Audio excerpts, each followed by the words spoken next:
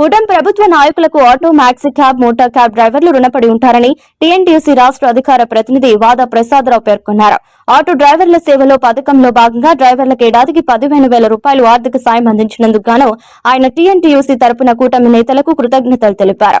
ఈ మేరకు మండపేటలో రాష్ట్ర ముఖ్యమంత్రి నారా చంద్రబాబు నాయుడు, ఉప ముఖ్యమంత్రి పవన్ కళ్యాణ్, ప్రధాని నరేంద్ర మోదీ చిత్రపటాలకు పాలాభిషేకం నిర్వహించి కృతజ్ఞతలు తెలిపారు.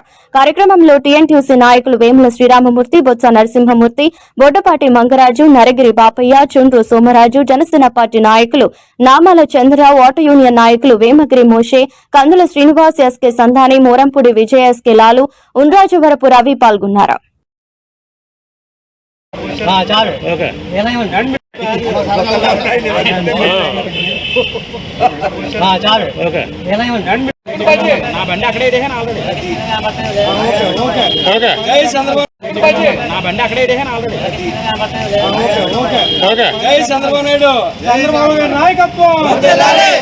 నాయకత్వం కూటమి ప్రభుత్వం